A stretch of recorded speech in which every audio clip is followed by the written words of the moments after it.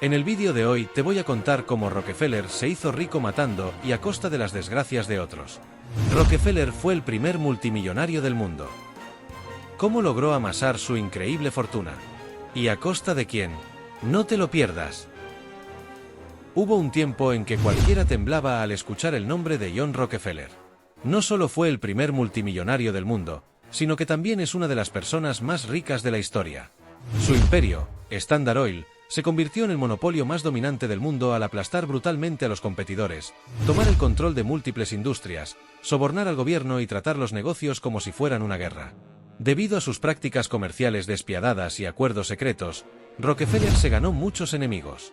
Su carrera está llena de rivalidades amargas, como con Andrew Carnegie, e incluso feroces batallas contra presidentes de los Estados Unidos. Pero, antes de ser el titán de la industria petrolera, Rockefeller estaba en lo más bajo de la sociedad. Su historia es una de las pocas en las que alguien logra ascender desde la pobreza extrema hasta la cumbre de la riqueza y el poder. La historia de Rockefeller es a veces inspiradora y a veces escalofriante. Es un ejemplo de lo que sucede cuando la avaricia y la ambición no tienen límites. Así que déjame llevarte de vuelta a 1839, cuando nace un joven John Rockefeller en la pobreza. En 1839, John Rockefeller fue el primer hijo nacido en una familia de campesinos sin un centavo de sobra. En su pequeño pueblo de menos de 1000 habitantes, el personaje más misterioso era sin duda el padre de John, conocido como Devil Bill. En lugar de ayudar en la granja familiar, Bill hacía casi cualquier otra cosa. Era atleta, ventrílocuo, cazador, hipnotizador e incluso entrenador de animales. Una vez ganó un oso en una competición. Lo mantuvo como mascota y le enseñó a hacer trucos. Bill también desaparecía espontáneamente del pueblo en medio de la noche, dejando a John y sus hermanos a valerse por sí mismos durante semanas o incluso meses, solo para reaparecer en un lujoso carruaje y llenar a John y sus hermanos de juguetes y regalos. Esto confundía a John, porque su familia vivía en una casa vieja y ruinosa, vestían ropas raídas y pasaban hambre y frío todas las noches. Llevaban una vida miserable, con estos ocasionales brotes de lujo cuando su padre regresaba. La razón de esto era que Bill llevaba una vida secreta como estafador. Siempre que desaparecía, Bill cambiaba su nombre de William Rockefeller a Dr. William Livingston, y viajaba de pueblo en pueblo vendiendo remedios herbales y pociones inútiles a los enfermos y desesperados. Como Bill generalmente estaba lejos ejecutando sus estafas, la madre de John le pidió ayuda a John para trabajar en la granja, donde le inculcó una fuerte fe religiosa y un sentido del deber mientras araban los campos. Para un niño menor de 10 años, equilibrar la escuela y el trabajo en la granja era agotador, pero le enseñó el valor de la disciplina y el trabajo duro. John estaba orgulloso de estar ayudando a su familia. De hecho, incluso comenzó a idear otras formas de ganar dinero. Por ejemplo, una vez siguió a un pavo salvaje hasta el bosque, robó sus huevos y crió a los polluelos. Cuando maduraron y se convirtieron en pavos, John vendió algunos de ellos por una buena ganancia y se quedó con el resto para obtener más huevos y repetir el proceso. A pesar de su corta edad, John ahora aportaba unos pocos dólares cada semana y estaba teniendo un impacto serio en las finanzas de la familia. Parecía que los Rockefeller finalmente podrían tener una vida decente y estable. Sin embargo, cuando John tenía 10 años, su padre Bill fue acusado de agredir sexualmente a una joven. Aunque no se demostró nada, los Rockefeller aún enfrentaron la desgracia pública y se vieron obligados a empacar sus cosas y encontrar un nuevo hogar. Podrías pensar que después de este evento, Bill reduciría sus estafas, su infidelidad y se centraría en sanar su relación con su familia. Pero en lugar de eso, hizo todo lo contrario. Mientras usaba su identidad falsa de Dr. William Livingston, Bill se casó con otra mujer en un estado diferente, donde nadie lo reconocía. Por supuesto, mantuvo esto en secreto y ni la madre de John ni la otra mujer supieron nunca que tenía dos esposas, pero el efecto fue evidente. Bill casi nunca estaba presente. Así que los Rockefeller se mudaban de un lugar a otro, y John asumió más responsabilidades como el jefe no oficial del hogar. Mientras iba a la escuela, seguía encontrando formas de ganar dinero, manejar las finanzas de la familia e incluso empezó a otorgar pequeños préstamos. Finalmente, los Rockefeller encontraron un buen hogar en Cleveland, Ohio, pero ahora que John tenía 16 años y casi había terminado la escuela, se preguntaba cuál sería la siguiente fase de su vida. John quería ir a la universidad, pero en este punto tenía 4 hermanos y una quinta en camino. Y como el padre de John estaba aún más ausente ahora que tenía su otra esposa secreta, la madre de John dependía de John para ayudar a pagar su comida, vivienda y educación. Esto significaba que la universidad estaba fuera de discusión. John tenía que ponerse a trabajar de inmediato. Así que solo 2 meses antes de su graduación, John dejó la escuela y se puso a buscar trabajo. Buscaba algo grande. Así que hizo una lista de todos los ferrocarriles, bancos y mayoristas más grandes de la ciudad. Sin embargo, cada vez que John se presentaba a una entrevista, la gente se reía en su cara cuando descubrían que solo tenía 16 años. John enfrentó rechazo tras rechazo, pero ninguna cantidad de humillación iba a detenerlo, y después de 6 largas semanas, consiguió un trabajo en una pequeña firma como contable, gracias a que John tenía una buena caligrafía. Ni siquiera mencionaron cuánto le pagarían. John estaba extasiado y el resto de su vida celebró el 26 de septiembre como un día festivo personal que llamaba Día del Trabajo. Para él, era incluso más importante que su propio cumpleaños. El primer trabajo de John le enseñó cómo tratar con proveedores, pagar facturas y ver el funcionamiento interno de un negocio real por primera vez. Un día, su jefe entró con un cheque de $4,000 y lo metió en una caja fuerte. John conocía la combinación de la caja fuerte, así que cuando su jefe se fue, la abrió solo para poder sostener el billete en sus manos, hipnotizado por lo que representaba. John soñaba con algún día hacer tanto dinero como sus jefes, así que todas las mañanas antes de ir al trabajo, comenzó a repetir: «Estoy destinado a ser rico». El último día de 1855, los jefes de John le dieron su pago, $50, lo que significaba que solo había ganado un poco más de 50 centavos al día. No era mucho, pero como había hecho un buen trabajo, sus jefes le aumentaron el salario a $300 por año. El equivalente a alrededor de $11,000 hoy en día. El aumento le dio a John algo que deseaba profundamente: independencia de su padre. Ahora, con la ayuda de su madre, finalmente podría darle a su familia la vida estable que anhelaban. Y desde el principio de su carrera, John donó personalmente alrededor del 10% de su salario a diversas causas benéficas. Pero después de 2 años de trabajo diligente, una recesión frenó el negocio, y uno de los fundadores abandonó la firma. Todas sus responsabilidades recayeron en John, quien se convirtió en el contador principal de la empresa.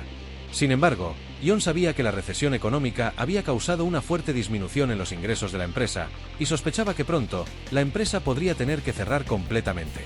Y sin embargo, John no estaba preocupado. Sus 2 años de experiencia en el trabajo le habían dado una gran cantidad de confianza, y así que John ya estaba planeando su movimiento más grande hasta ahora.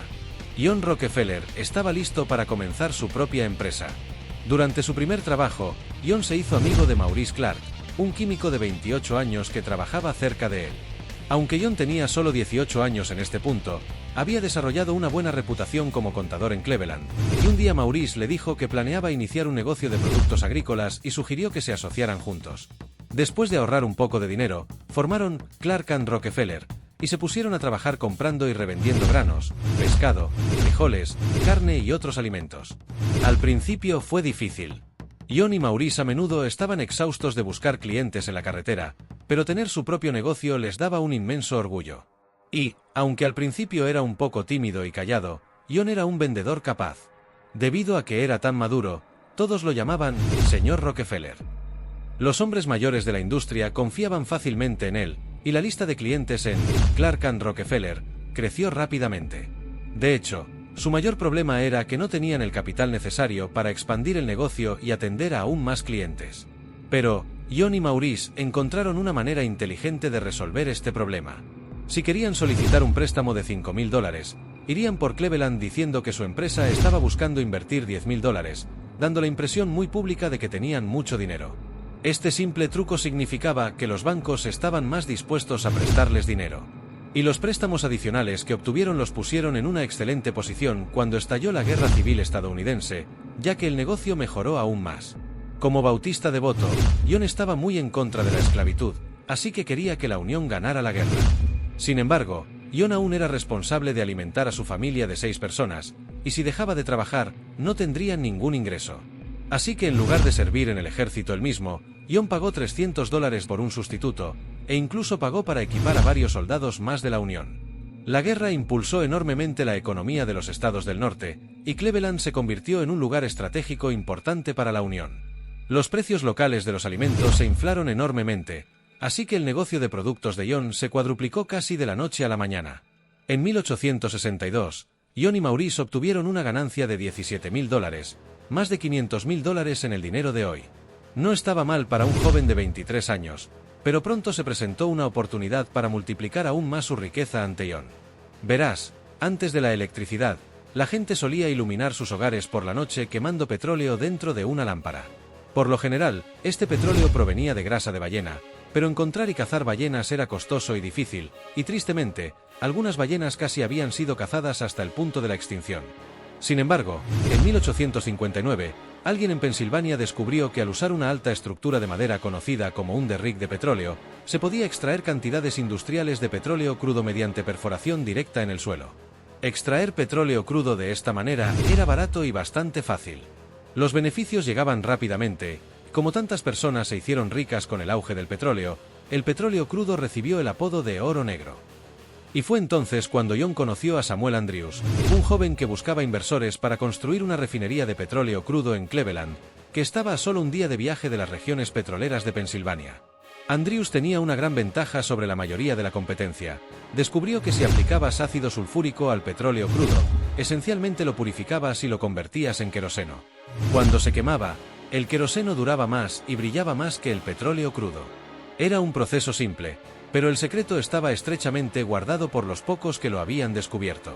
Ahora que John y Maurice tenían mucho dinero disponible debido al éxito de su negocio de productos, pensaron que sería prudente diversificar su negocio, por lo que prestaron $4,000 a Andrews para establecer su refinería de petróleo.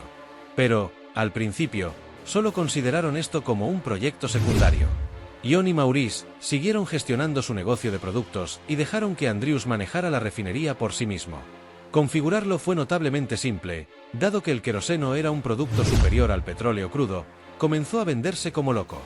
John ya no podía ignorar los números. En solo un año, la refinería de petróleo se había convertido en la parte más rentable del negocio.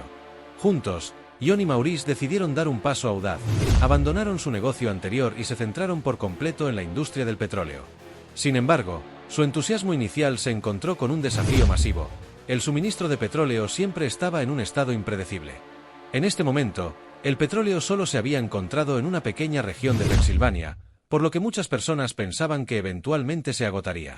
Cada vez que alguien descubría un campo petrolífero masivo, se formaba repentinamente una ciudad entera de mineros de petróleo alrededor del sitio, perforaban hasta la última gota y luego la ciudad desaparecía tan rápido como se había formado. Debido a esto, había periodos en los que el petróleo era demasiado abundante y los precios caían tan bajo como 10 centavos. Pero, por otro lado, si parecía que el petróleo se estaba agotando, entonces los precios subían repentinamente hasta $14. Decir que el mercado petrolero era turbulento sería quedarse corto. Para mitigar ligeramente este efecto, John decidió mantenerse al margen de la extracción de petróleo y concentrarse solo en la refinación de petróleo. Pero para John y Maurice, la situación seguía siendo extremadamente estresante. Cuando el petróleo era fácil de encontrar, no eran rentables ya que los precios eran bajos, y cuando los pozos se estaban secando, temían que la última gota finalmente se hubiera encontrado y pronto no tendrían nada que vender.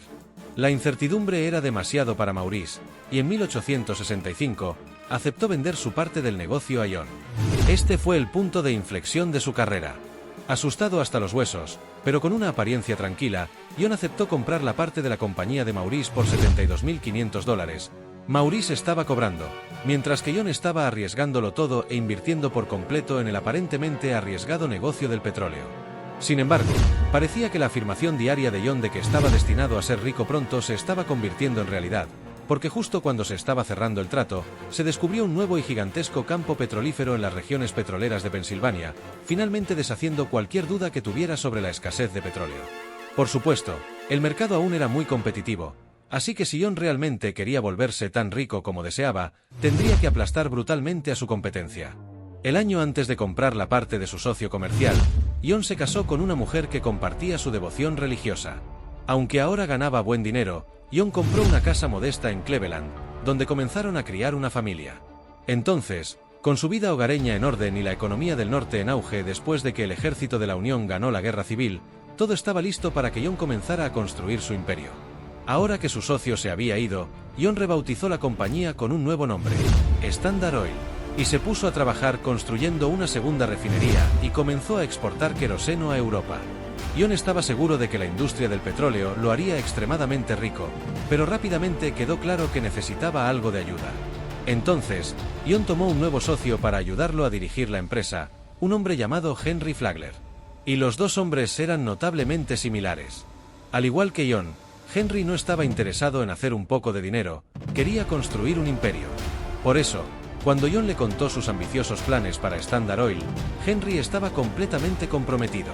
También era igual de religioso, disciplinado y decidido que John. De hecho, quizás su única diferencia era que Henry era aún más despiadado cuando se trataba de hacer negocios. Henry abordaba los negocios de la misma manera que abordaría la guerra. La única manera de ganar era aplastar por completo a tu enemigo, y así John adoptó esta filosofía también. Verás, la competencia en la industria de la refinación de petróleo se estaba volviendo rápidamente beligerante. Ahora que otros habían descubierto lo simple que era realmente el proceso de refinación, el producto de Rockefeller ya no era único. Nuevas marcas de queroseno estaban apareciendo por todo el mercado. Entonces, John y Henry comenzaron a conspirar y decidieron formar alianzas estratégicas que no solo aumentarían las ganancias de Standard Oil, sino que también perjudicarían a sus competidores al mismo tiempo. Un ejemplo de esto fue cuando John coludió secretamente con los ferrocarriles para obtener mejores costos de transporte que todos sus competidores. En ese momento, el petróleo se transportaba de un lugar a otro mediante una extensa red de trenes dominada en su mayoría por 3 compañías ferroviarias: el New York Central, el Erie y la compañía más poderosa de Estados Unidos en ese momento, el Pennsylvania Railroad, debido a la forma en que estaban trazadas sus rutas. Era beneficioso para el New York Central y el Erie transportar petróleo a las refinerías de Cleveland, pero, para el Pennsylvania Railroad, era más rentable llevar el petróleo directamente a la ciudad de Nueva York o a Filadelfia. Así que el Pennsylvania Railroad declaró que Cleveland sería borrada como centro de la refinación, y se retiró de la ciudad. Después de esta noticia, muchas refinerías en Cleveland abandonaron la ciudad también. Esto fue un desastre para el New York Central y el Erie Railroads, que habían realizado inversiones considerablemente grandes en Cleveland, y ahora estaban perdiendo clientes. Entonces, en lugar de unirse la multitud en pánico y abandonar Cleveland, John vio que los ferrocarriles Erie y New York Central necesitaban desesperadamente negocios, y decidió aprovechar su desesperación en su beneficio. A cambio de un flujo constante de petróleo a través de sus redes, John negoció un acuerdo con el Erie en el que Standard Oil obtendría un descuento del 75% en los costos de envío oficiales del ferrocarril. Y a cambio de un pedido diario de 60 vagones de petróleo refinado, John negoció otro acuerdo con el ferrocarril New York Central para pagar $1.65 por barril enviado, cuando la tarifa oficial era de $2.40. Así que con ambos ferrocarriles, John ahora tenía tarifas extremadamente favorables aseguradas. Y aunque los ferrocarriles estaban renuentes a aceptar estos precios más bajos, los envíos consistentes garantizados les resultaban irresistibles. De hecho, dado que estos ferrocarriles pasaron de transportar todo tipo de cosas a enfocarse solo en el petróleo, pudieron simplificar sus operaciones y aumentar sus ganancias. Así que fue un ganar-ganar para todos. Bueno, excepto para el Pennsylvania Railroad y los competidores de Standard Oil. Debido al acuerdo, Cleveland se convirtió en el centro de refinación más grande del país, y dado que el ferrocarril de Pensilvania había abandonado la ciudad, estaba en clara desventaja al intentar revivir su negocio allí. Y, por supuesto, los descuentos que John había negociado con los ferrocarriles, conocidos como reembolsos ferroviarios, se mantuvieron en secreto para los competidores de Standard Oil, por lo que todas las demás empresas petroleras tendrían que pagar el precio completo para transportar su petróleo en los mismos trenes. Y aquí está la cosa. Como John sabía con certeza que sus costos ahora eran más bajos que los de todos sus competidores, pudo desencadenar una guerra de precios. John reduciría el precio de su petróleo para que sus competidores tuvieran que hacer lo mismo para seguir siendo competitivos en el mercado. Pero como John sabía que sus competidores estaban pagando más que él para transportar el petróleo, y por lo tanto, tenían costos más altos, incluso si cobraban el mismo precio por su petróleo, John seguía obteniendo más ganancias. Sabía que sus competidores no podrían sobrevivir. Así que John siguió bajando los precios, y eventualmente, el precio sería tan bajo que algunos competidores se declararían en quiebra. Una vez que quebraban, Standard Oil tendría mucho menos competencia, por lo que John podría aumentar el precio nuevamente y cobrar aún más que lo que cobraba originalmente. Fue brutal, pero fue extremadamente efectivo. John sabía que los reembolsos ferroviarios eran moralmente cuestionables. Daban un trato enormemente preferencial a las grandes empresas sobre las más pequeñas. Sin embargo, pasaría más de una década antes de que se aprobaran leyes antimonopolio para prevenir este tipo de prácticas monopolísticas, por lo que legalmente, John no estaba haciendo nada malo. Y así, mientras tanto, esta estrategia belicista para aplastar a los competidores daba sus frutos, y Standard Oil cosechaba enormes ganancias. Sin embargo, había un problema importante. El El excedente masivo de petróleo significaba que los precios del petróleo habían caído hasta $2.40 por barril, y a medida que se encontraban más y más campos petrolíferos en Pensilvania, parecía que el precio continuaría cayendo. La competencia restante apenas se mantenía a flote. De hecho, Ion estimaba que alrededor del 90% de las refinerías de petróleo realmente estaban perdiendo dinero. Pero Ion comenzó a temer que su éxito individual pudiera ser eclipsado por un colapso total de toda la industria petrolera. Ion estaba convencido de que si se enfrentaban a un problema sistémico, necesitaban encontrar una solución sistémica para ello. Y la solución de Ion sería organizar un monopolio aún más dominante, como nunca se había visto antes. Para 1872, Ion y Henry estaban expandiendo sin piedad Standard Oil, pero los precios del petróleo habían caído otro 25%. Sabían que si no hacían algo pronto, toda la industria podría colapsar, y ellos caerían junto con ella. Entonces, Ion decidió colaborar con el presidente del ferrocarril de Pensilvania, Tom Scott. Ion y Scott habían sido rivales después del trato que Ion hizo con los otros dos principales ferrocarriles, pero ahora, Scott estaba buscando hacer un trato secreto similar que fuera aún más ambicioso y despiadado. Scott propuso una alianza secreta entre los ferrocarriles más grandes y un grupo muy selecto de las refinerías más grandes, que por supuesto incluía a Rockefeller. Y así, Standard Oil y los ferrocarriles de Pensilvania, New York Central y Erie formaron una alianza juntos, bajo el nombre discreto de South Improvement Company, o SIC por sus siglas en inglés. El acuerdo era que, a cambio de un 50% de descuento secreto en los costos de transporte, Ion transportaría todo su petróleo exclusivamente a través de estos ferrocarriles. Pero Ion no estaba contento con simplemente obtener beneficios para sí mismo. Diseñó el trato para ser devastador para su competencia. Por ejemplo, cada vez que alguien fuera de esta alianza secreta transportara queroseno a través de estos ferrocarriles, Standard Oil recibiría un 50% de descuento del costo de sus envíos también. Estos se conocían como contrapartidas, y significaban que los competidores de Standard Oil no solo pagarían precios más altos para transportar su petróleo en los mismos ferrocarriles, sino que parte de ese dinero iría directamente a Rockefeller. Y para colmo, los ferrocarriles incluso le darían a Ion información detallada en secreto sobre los envíos de la competencia. Sabría todos los detalles de los negocios de sus rivales, y por lo tanto, podría vencerlos vendiendo queroseno a precios más baratos. Cualquiera fuera de esta alianza secreta no tenía oportunidad, era una sentencia de muerte para cualquiera excluido del club, y lo peor era que ni siquiera lo sabían.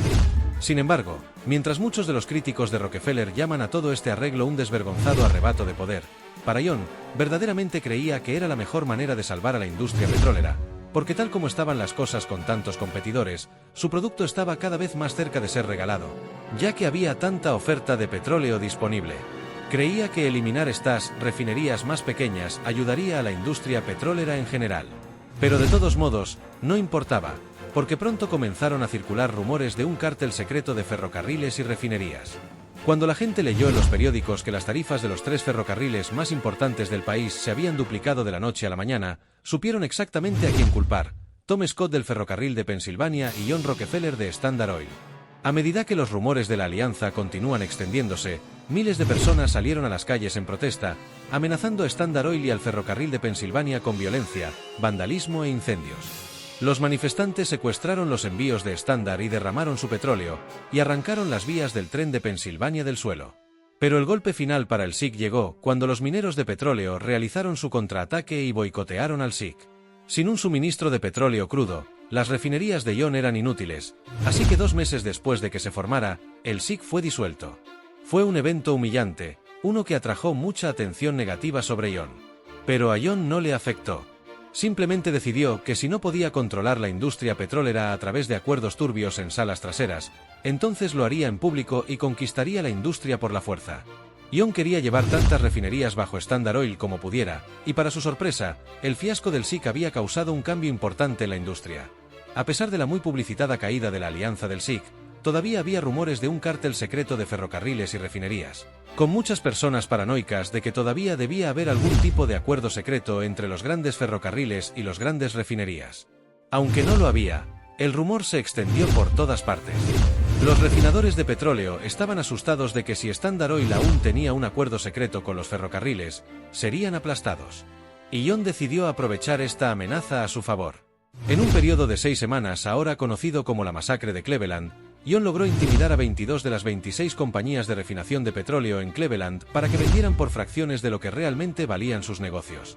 Entonces, aunque el SIC no se había llevado a cabo, el miedo que había creado presionó a muchos refinadores a vender sus empresas en pánico a John. Además, como muchos otros refinadores ya estaban perdiendo dinero de todos modos, John les mostraría las finanzas de su empresa para que pudieran ver lo bien que le iba a Standard, y para demostrarles que podía superarlos a todos. Para la mayoría de los refinadores, la elección entre luchar una batalla perdida y retirarse era obvia. Y cada vez que alguien se retiraba, John les daba solo dos opciones. Podían firmar un contrato condenatorio que les prohibiera volver a unirse a la industria nuevamente, o podían unirse a Standard Oil. Dado que la mayoría de los competidores optaron por unirse a Standard, John tenía las mentes más brillantes de la industria trabajando para él. Todos esos empresarios que habían estado dirigiendo sus propias empresas ahora fueron traídos bajo el paraguas de Standard Oil en una sola empresa gigante. Además, cuando las nuevas refinerías pasaron a ser propiedad de Standard, las equiparon con la última tecnología de refinación de petróleo, lo que redujo drásticamente los costos. A mediados de 1873, John controlaba un imperio con un número creciente de refinerías altamente eficientes que juntas podían enviar más de 1 millón de barriles de queroseno cada año. Ahora tenía un monopolio sobre las refinerías de Cleveland. Sin embargo, el 18 de septiembre de 1873, un día que los historiadores llaman Jueves Negro, una serie de quiebras bancarias sumió a la economía de Estados Unidos en una recesión nacional que duró 6 años. Por primera vez, los precios del petróleo cayeron no porque hubiera demasiada oferta, sino debido a una total falta de demanda. Standard comenzó a operar solo 2 de sus 6 plantas de refinación principales en Cleveland y un año después del Jueves Negro. Un solo barril de petróleo se negociaba por tan solo 48 centavos, menos que el costo de una cantidad igual de agua, así que todos, desde los mineros hasta los ferrocarriles y los refinadores, temían su aparente destino inevitable, la quiebra. Pero gracias a la gestión cuidadosa de las finanzas de Standard Oil, su excelente crédito con los bancos y sus refinerías modernizadas, John era uno de los pocos refinadores del país que aún podía obtener ganancias. Y como siempre, John Rockefeller consideraba la crisis como una gran oportunidad. Los refinadores en los otros centros de refinación como Pittsburgh, Filadelfia y Nueva York estaban todos luchando mal. Y así, John decidió que este era precisamente el momento adecuado para adquirir tantos de ellos como pudiera. Entonces, John inició una campaña de compra en todo el país, y cada vez que alguien se mostraba renuente a vender, John recurría a formas indirectas de presionarlos para que se rindieran. Por ejemplo, compraría toda la maquinaria de refinación y barriles disponibles, para que los competidores ni siquiera pudieran fabricar ni empaquetar su petróleo. Y si de alguna manera lograban hacer algo de petróleo, reservaría todos los ferrocarriles durante meses, para que no pudieran enviarlo a ningún lado. Otra de las brutales tácticas comerciales de John era presionar a los ferrocarriles para que subieran los precios para otros refinadores lo suficiente como para que pronto enfrentaran la quiebra. Dado que tenía registros detallados de todos los envíos de sus competidores, esperaba a que estuvieran al borde de la ruina, y luego les ofrecía salvar su negocio, comprándolos por centavos.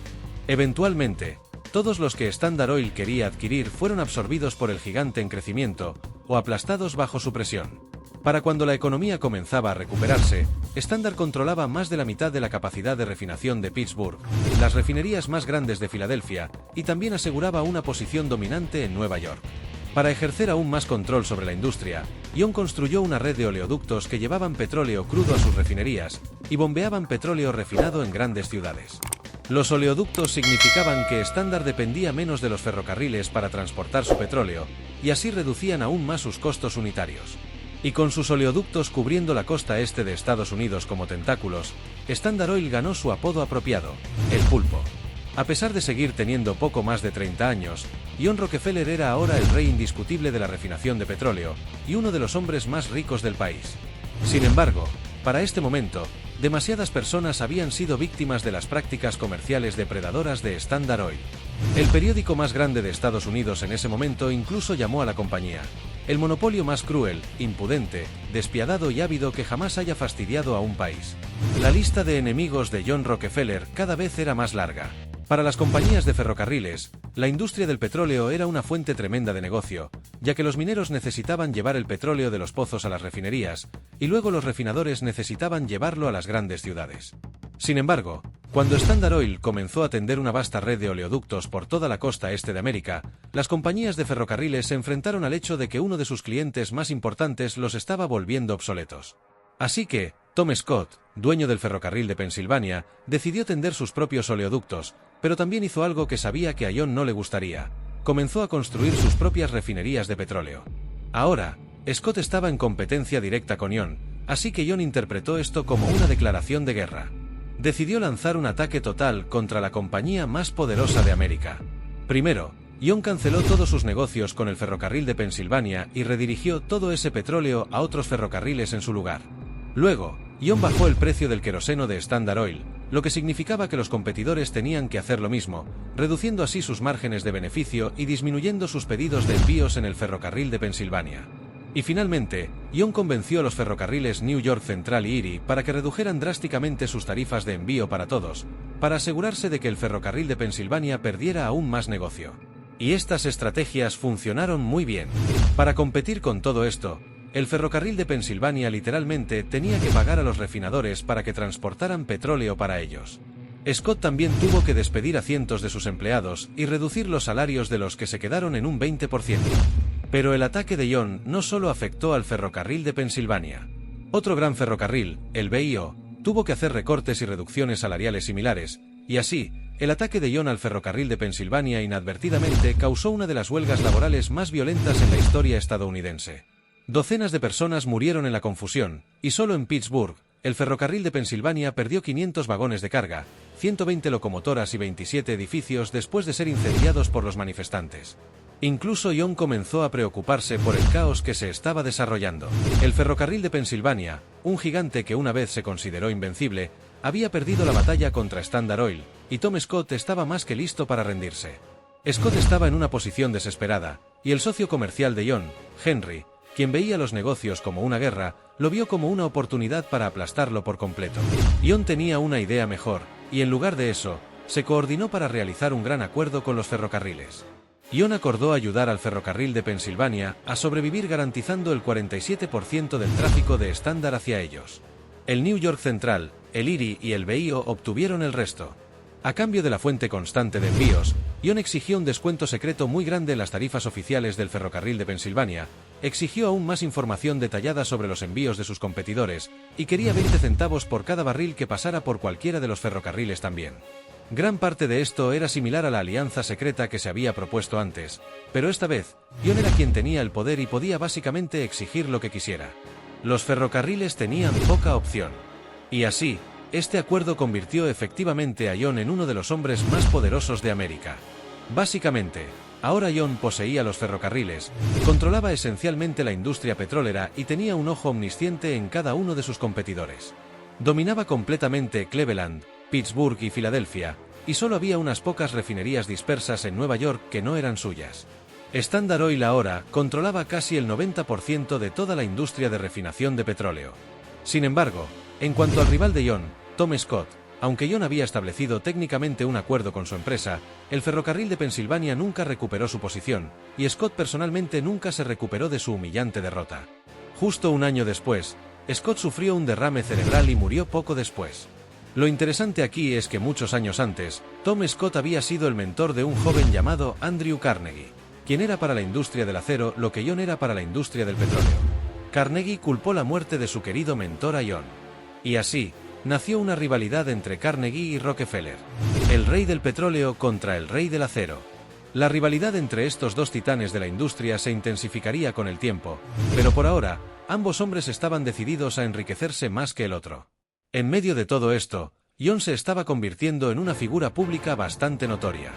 La lucha con el ferrocarril de Pensilvania, su rivalidad con Carnegie, y su tremenda riqueza y poder habían llevado a John de ser un misterioso petrolero en Cleveland, Ohio, a ser ahora una de las figuras más controvertidas en los periódicos estadounidenses. Y sin embargo, a pesar de toda su riqueza, fama y poder, John Rockefeller no llevaba esa vida extravagante que tantos empresarios tenían. Cuando se mudó a Nueva York, John pasaba su tiempo libre jugando con sus hijos en lugar de buscar la compañía de banqueros adinerados o celebridades, y rara vez compraba ropa cara o lujos. Gestionando silenciosamente su ejército de marionetas desde su nueva oficina en Nueva York, John se enriquecía con su dominio del 90% de la industria de refinación de petróleo. Parecía que ahora podía sentarse y disfrutar de los frutos de su trabajo. Pero en realidad, sucedía lo contrario. Aunque había logrado un dominio total, el estado de la industria estaba cambiando, y rápido. Unos años antes, Thomas Edison había patentado una bombilla que emitía una luz blanca potente durante 100 horas, y estaba promoviendo iluminar el país con electricidad en lugar de petróleo. Luego, en 1885, se encontró un enorme yacimiento de petróleo crudo en el norte de Ohio. Estos dos eventos significaban que muchos ejecutivos de Standard Oil comenzaron a entrar en pánico, temiendo un excedente masivo de petróleo que devolvería a la industria a los días en que el petróleo se cotizaba a 10 centavos por barril. Pero, mientras su empresa entraba en pánico, John estaba tan tranquilo como siempre. En este punto, era un maestro en convertir situaciones caóticas en oportunidades, y esto era exactamente la crisis que había estado esperando. Hasta este punto, Standard Oil solo se había centrado en refinar petróleo. John había estado persiguiendo la integración horizontal, adquiriendo otras compañías de refinación que hacían lo mismo que él. Pero John sabía que el descubrimiento de petróleo en Ohio cambiaría la industria petrolera, y quería asegurarse de que su compañía se beneficiara de los nuevos campos petrolíferos de Ohio. Así que esta era la excusa que necesitaba para comenzar planes radicales de integración vertical, donde Standard Oil ahora estaría involucrado en cada paso de la cadena de suministro. John básicamente quería eliminar a cualquier intermediario y controlar toda la industria del petróleo él mismo, desde pozos petroleros hasta refinerías, transporte, almacenamiento y distribución. Y así John redobló cada paso del negocio, convirtiendo a Standard en su propio proveedor, transportista, productor y minorista. La operación existente de Standard Oil tenía la sólida base de infraestructura industrial que necesitaba para asegurarse de seguir ganando dinero mientras John descubría cómo beneficiarse de los nuevos campos petrolíferos de Ohio. Comenzó comprando tierras en la zona, construyendo cientos de torres para perforar petróleo y tendiendo nuevas tuberías para transportarlo. Sin embargo, pronto quedó claro que el petróleo de Ohio tenía un problema evidente. Incluso después de ser refinado, tenía un olor tan terrible que la gente lo llamaba aceite de zorrillo.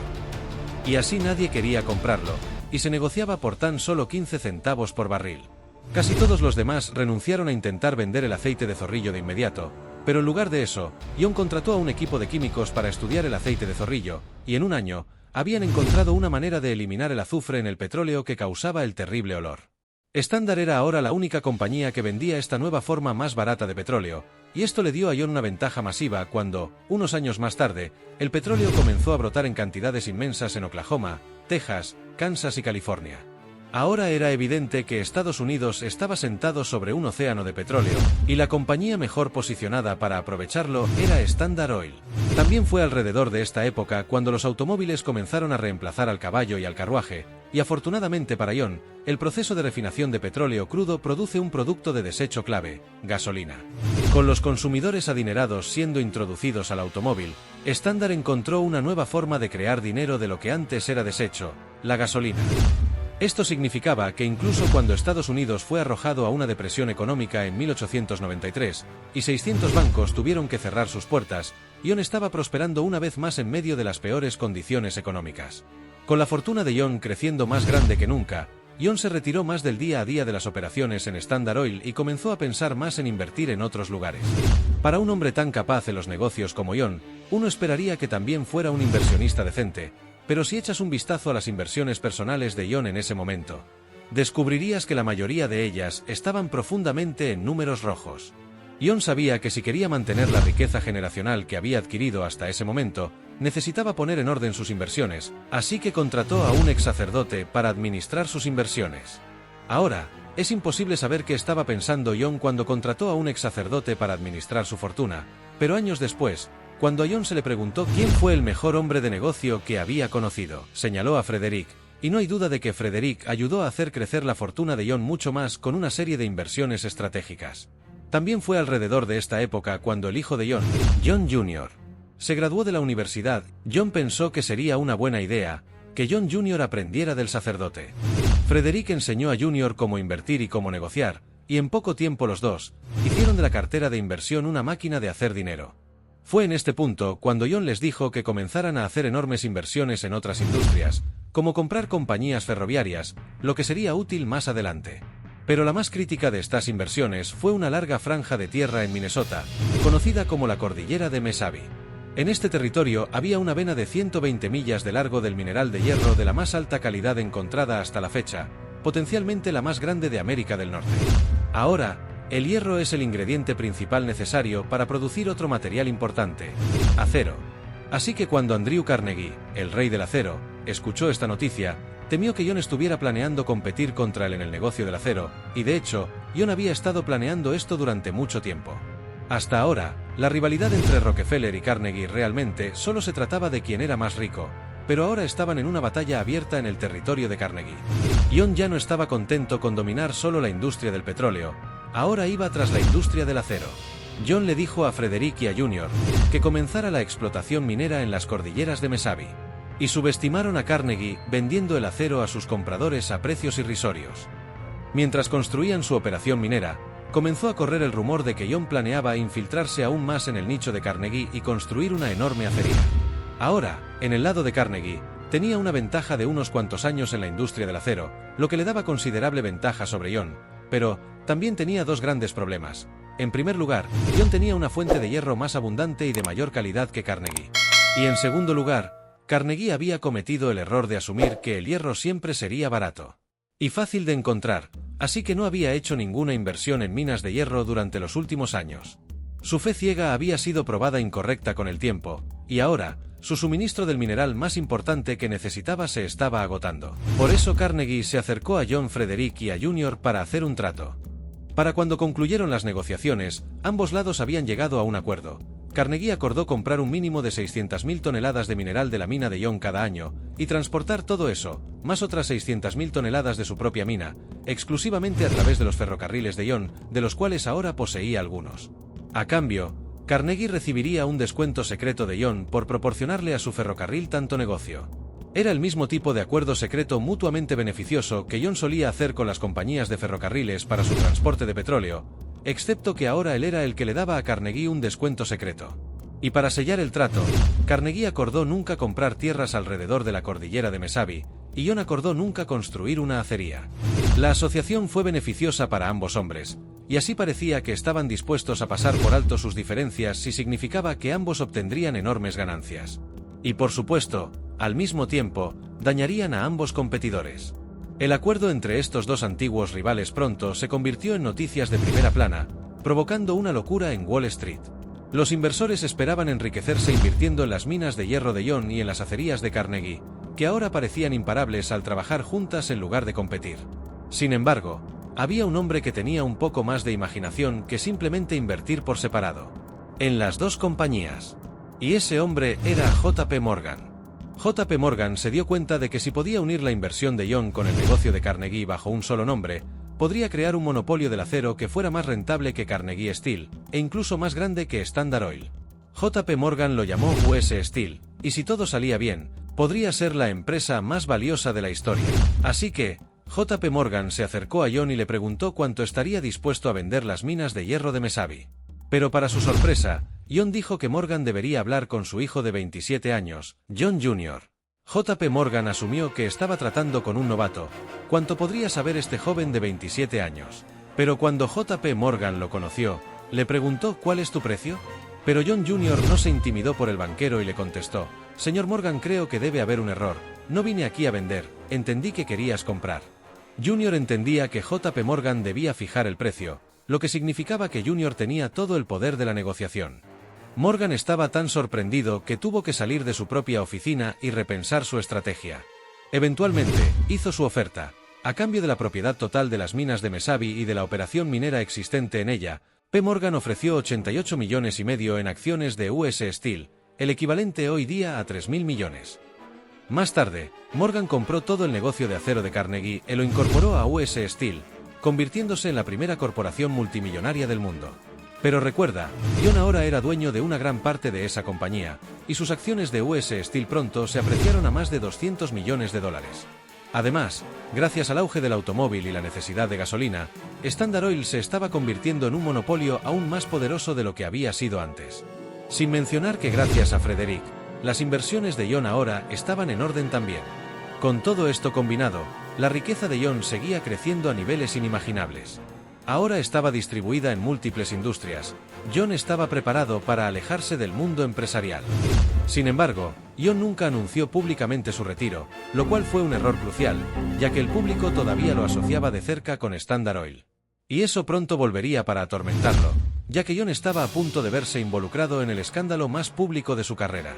Aunque ahora estaba jubilado, John todavía poseía alrededor del 30% de las acciones de Standard Oil, y debido al tremendo crecimiento de la industria automotriz, en realidad estaba enriqueciéndose más en su jubilación que cuando estaba trabajando.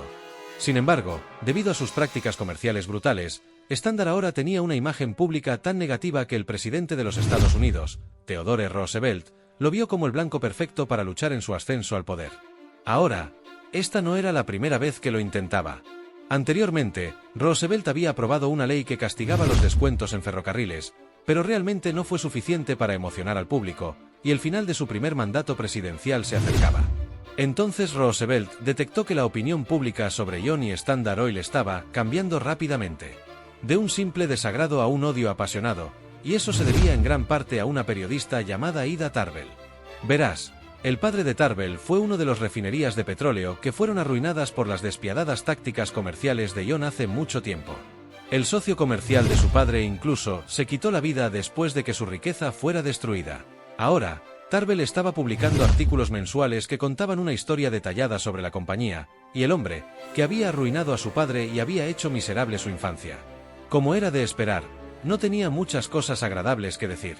Tarbell logró romper el muro de secreto de John. La misteriosa empresa de John estaba ahora a la vista de todos, con John como su protagonista. Sus negocios a puerta cerrada con los ferrocarriles, sus tácticas de intimidación, los políticos que habían sobornado, todo quedó al descubierto, y el público estadounidense devoró la historia. La serie incluso expuso la historia de estafas del padre de John, su acusación de abuso sexual, y eventualmente descubrieron su segundo matrimonio, lo que causó un gran daño emocional a John y su familia. No hace falta decir que John nunca respondió a nada de lo que Tarbell escribió, y así su imagen pública quedó contaminada mientras ella lo condenaba públicamente. Y su silencio solo enfureció más al público, así que en pocos años, John pasó de ser uno de los miembros más privados y misteriosos de la élite estadounidense a ser la personificación nacional de la corrupción y la codicia. Ahora, el público moría por ver a John y a Standard Oil pagar por sus crímenes. Entonces, cuando el presidente Roosevelt se acercaba al final de su primer mandato presidencial, vio una oportunidad de usar el sentimiento público a su favor al hacer de Standard Oil su enemigo. En su campaña presidencial, Roosevelt prometió acabar con los monopolios. Y así, cuando ganó la reelección, llegó el momento de cumplir esa promesa y declarar la guerra al imperio de Rockefeller. Lanzó una investigación completa sobre Standard Oil, y ahora, las leyes antimonopolio que los políticos corruptos siempre ignoraron se usaron a su máximo potencial. Roosevelt anunció que el gobierno procesaría a Standard con toda la fuerza del gobierno de los Estados Unidos en un histórico ataque total. Standard fue acusado de monopolizar la industria del petróleo, fijar precios predatorios, negociar descuentos en ferrocarriles, espionaje corporativo y propiedad secreta de competidores. Además de tener que enfrentar 21 demandas en estados individuales, el gobierno federal golpeó a Standard con la demanda más grande en la historia hasta ese momento.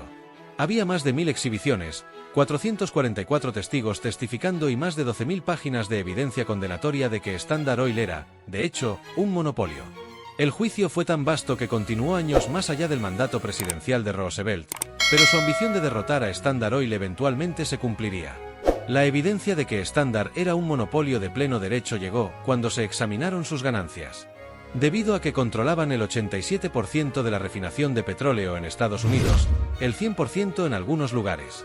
Standard estaba aprovechando al máximo su estatus de monopolio y sobrecotizando su queroseno para obtener ganancias escandalosas. Y aparte de confirmarse como un monopolio, la evidencia demostró que Standard había sobornado sistemáticamente a cientos de políticos y había violado conscientemente múltiples leyes antimonopolio. El 15 de mayo de 1911, después de ser declarados culpables de los delitos de los que fueron acusados, el gobierno federal ordenó disolver Standard Oil y reorganizar sus subsidiarias en compañías separadas e independientes. Después de 41 años, el imperio de John finalmente recibió un golpe fatal y estaba siendo dividido. Ahora, por supuesto, podrías pensar que desmembrar un imperio del tamaño de Standard Oil sería una situación perdedora para John. Muchos de sus enemigos, como Ida Tarbell y el presidente Roosevelt, ciertamente pensaron que este evento era motivo de celebración. Pero lo que no esperaban era que la disolución de Standard Oil fuera el evento más rentable en la carrera de John. Verás, desde el exterior, podría parecer que Standard había sido arruinado por la disolución, pero en realidad, fue un momento bastante conveniente para que la compañía se deshiciera, ya que estaban sucediendo muchos cambios importantes en la industria en su conjunto. A medida que se descubrían más campos petrolíferos en lugares como Texas y California, las refinerías independientes estaban apareciendo más rápido de lo que Standard podía absorberlas. El Medio Oriente y Rusia ahora parecían sus primeros competidores internacionales, y el año anterior al veredicto, las ventas de gasolina habían superado las de queroseno, y así el enfoque completo de la industria estaba cambiando. Y como John todavía poseía alrededor de un cuarto de Standard Oil, cuando se dividió en 34 compañías diferentes, recibió su parte de acciones en todas ellas, y después de que se abrieron al comercio público, los inversores casi triplicaron el valor de sus acciones. Así que John se volvió aún más rico. Para finales de 1911, el mismo año en que Standard Oil fue disuelta, John estaba cerca de convertirse en el primer multimillonario del mundo. Andrew Carnegie ahora quedaba muy atrás en la lucha por el título de hombre más rico del mundo. Pero ahora que John había alcanzado una riqueza inimaginable, solo quedaba una pregunta: ¿qué iba a hacer con todo ese dinero? John era el hombre más rico del mundo, y ahora que estaba jubilado y que su antigua compañía había sido disuelta, decidió dedicar el resto de su vida a la filantropía. Y aunque tenía más de 70 años en este momento, el sentido del deber de John significaba que estaba tan energético en el trabajo de caridad como lo estaba en los negocios. A lo largo de su vida, John le decía a la gente que era un soldado de Dios, enviado a la tierra para ayudar a la humanidad, y John realmente quería tener un impacto en el mundo. Y para ser justos, desde que John recibió su primer salario, había dado al menos el 10% de su dinero a varias organizaciones. Y aunque sus donaciones importantes fueron etiquetadas públicamente como formas de mejorar su imagen, John continuó regalando mucho dinero de manera anónima también. Sin embargo, John quería convertir su filantropía en una máquina bien engrasada que continuara su legado, así que en 1913, comenzó la Fundación Rockefeller con las dos personas que anteriormente eran responsables de administrar sus inversiones personales, Frederick Gates y su hijo, John Jr. Para entonces, John había donado casi 150 millones de dólares, y en el futuro, él personalmente daría un total de 540 millones de dólares. Además, Frederick y Jr. continuaron regalando 537 millones de dólares más a través de la fundación. En sus más de 100 años de historia, la Fundación Rockefeller ha dado incontables miles de millones de dólares en total, y todavía hace donaciones hoy en día. Calcular el monto total y ajustarlo por inflación es complicado, pero es seguro decir que el monto está en decenas de miles de millones, lo que coloca a John entre los filántropos más generosos de la historia. La Fundación Rockefeller se enfocó en dos temas principales desde su inicio: medicina y educación, y sin duda hizo una buena contribución a la sociedad en el ámbito de la medicina. Las donaciones de John a laboratorios y centros de investigación médica ayudaron a impulsar una era de innovación científica que salvó cientos de miles de vidas de enfermedades como el anquilostoma, la malaria y la meningitis. En el ámbito de la educación, el dinero de John ayudó a salvar el sur de los Estados Unidos de la pobreza extrema y construyó cientos de escuelas en todo el mundo, incluidas dos de las instituciones de investigación más prestigiosas del mundo. Hoy, la Fundación Rockefeller contribuye aún más a muchas otras causas, y todo comenzó con un joven de 16 años que tuvo que dedicarse a los negocios para ayudar a alimentar a su familia. Sin embargo, todo esto, por supuesto, plantea un interesante debate moral sobre lo que realmente deberíamos pensar sobre Rockefeller. Claramente, el legado de John tiene dos caras. Como escribe el autor de su biografía, lo que lo hace tan problemático es que su lado bueno fue tan bueno como su lado malo fue malo. Indudablemente hay un lado caritativo y diligente en él. Pero también hay un lado corrupto, implacable y brutal.